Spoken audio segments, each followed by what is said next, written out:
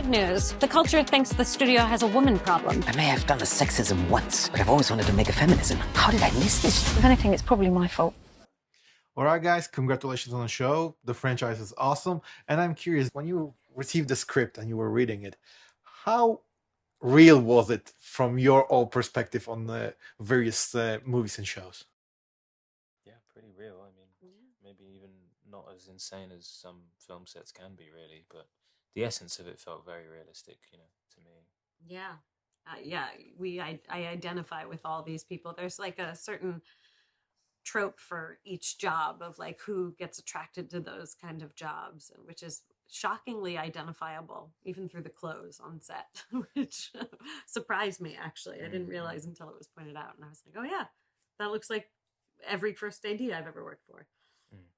Because when I was watching it, I had this feeling that it's like Entourage. It's comedic, but it's very serious in showing how this industry is a little bit broken, especially when we are talking about those big budget movies. Yeah, I think there's definitely a sort of critique of elements of it, but there is also a celebration of it. I think mainly it's the celebration of the crew, the people who are really in the weeds trying to make, you know, a movie like this, or, you know, any of the productions that we're filming here at Leavesden while we were filming, they're all sort of doing the same thing. Every crew is trying to work really hard to make the thing they're working on the best thing it can be. But it feels like a war machine. Like everybody's fighting with each other. Like your characters that have to fight for the same cause, but from other perspectives. Yeah, I think so. You have different needs on any set, but especially something like this, and I think that's what makes this show what it is, so specifically about the world of a franchise where it's not just about the movie you're making, but about 5 other movies and how they all interact and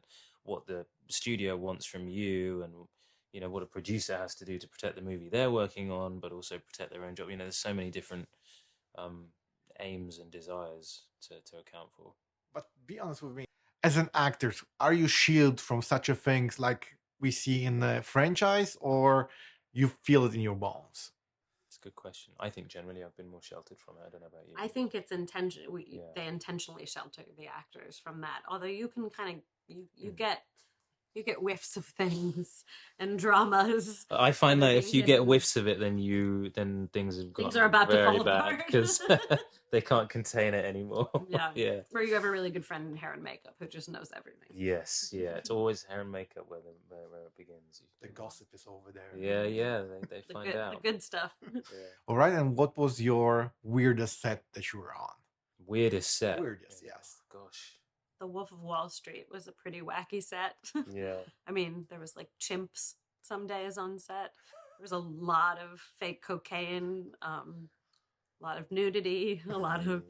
It was a pretty wild set. I mean, crazily composed in many ways. Like there's you go onto set and before Mr. Scorsese comes, things get quiet before he comes to set, because he comes in and he's got to sort of organize everything. But when he's not there, it's like mass chaos. 250 extras. So he's like the teacher in the class. Basically, we all are like, and hands on head, mouth goes shut. And for you? Also, another Leonardo DiCaprio movie, Don't Look Up, for me, but it was mainly because of the experience of when we shot it, which was the very beginning of 2021.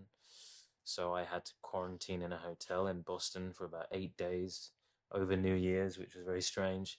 And then I had like, you know, this half day on set where it was like, Adam McKay, and nice to meet you, but I've never seen your face because you're wearing a mask. And then like rehearsing a scene with Leonardo DiCaprio and Jennifer Lawrence, but we've not met before. And everyone else is wearing masks. I don't know what anyone looks like. So it's, yeah, it was a very strange time to be making a movie of any sort, really.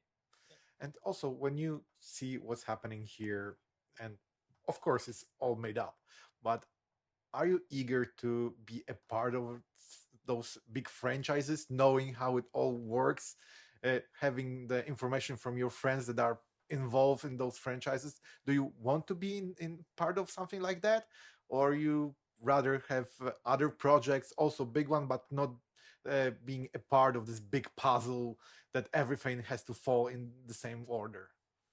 I think, look, what Marvel did with that first sort of set of movies that culminated, I guess about 5 years ago now, was an example of how it can be done really well. I think, they built something over that period of time that I thought was really special. So I think, if you're part of something that really has its heart in the right place, I think it can be special because they were all individually brilliant movies. So I think I'm kind of just keen to be part of something that I read and I think is great, because I think that's possible. Yeah, but after that, everybody tried to copy it, and Yeah, it sure. didn't work. Yeah. Like you had the Monster Universe with All that sort of Tom stuff. Cruise. Yeah, It yeah. didn't work. DC tried it. It didn't work. So it's very hard. And I can see that there are many people trying to come up with this new idea that you want to go to the cinema for a movie that will be spread in 10 or 15 years. Yeah, I don't know. I think it's less the bigger idea. I think it was more every individual step along the way was so good, rather than the bigger picture of it all. I think, yeah. All right. And the last question is, what is Tecto about? What is Tecto about? You're the producer. You pitch it. Haven't read. It's a guy who can make earthquakes happen with his fist, or whatever Billy's line is. Yeah, basically. I think there's some sort of climate Undertone. ecology undertone to the whole thing. The earth is crying or something. You can hear the earth's cries. Very N.K. Jemisin. Yeah.